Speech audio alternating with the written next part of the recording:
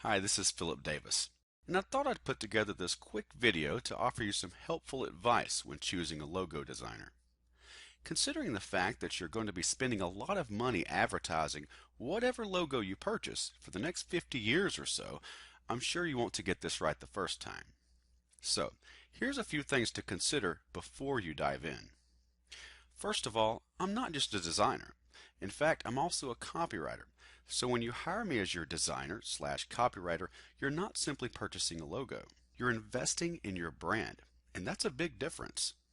As your brand designer, my job is to make sure that for every dollar you spend advertising your brand over the next 100 years, you reap that investment back 1 million fold by investing in a design that not only builds trust, but pulls its weight in gold. Just for a minute, stop and think about the type of brand you want to build. Do you want to simply be a mom and pop, or do you want to be a national brand? Because if you're thinking big and if you're thinking long term, here's some advice from a veteran copywriter. When investing in your brand, don't just settle for eye candy. In fact, before you invest an arm and a leg in a logo, consider this. You might want to be careful before choosing a logo with just a lot of sparkle and pizzazz. In fact, having a lot of bright colors and eye candy can actually distract your clients from the real message and ultimately hurt your brand. A good logo should do one job and one job only. And that job is to bring out the name of your company. In fact, when considering a logo for your brand, think about big names that have stood the test of time, names that are proven winners, names like Coca-Cola, Kraft, Goodyear, Firestone, or McDonald's even. And ask yourself, what do these wildly successful household brand names all have in common? Well, first of all, these logos don't have a lot of distracting sparkle or pizzazz, but they're brilliant at bringing out the meaning of the name behind the brand in a very subtle but creative way, and in a way that you'll never forget.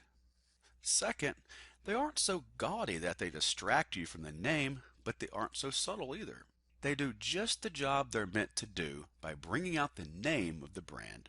And this is what a good brandable logo should do.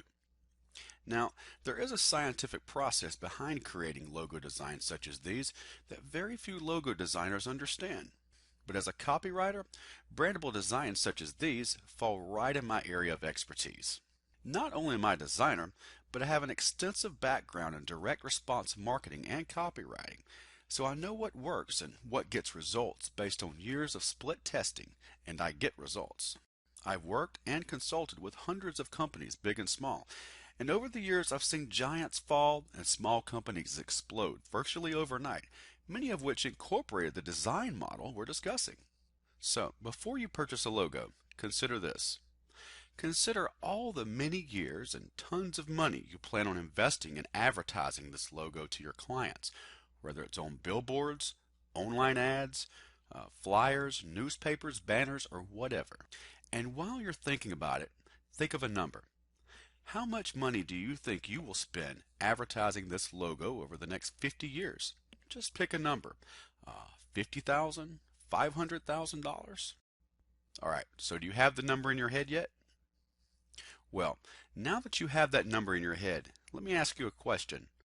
Would you feel comfortable putting the future of your brand in the hands of an artist that's good with Photoshop? Or would you feel safer working with an experienced copywriter and designer that specializes in brandable designs? The choice is yours. But why settle for less? Do what many other successful brands have already done, and let's give your business a design worthy of your advertising dollars, and a design that will establish your brand for years to come.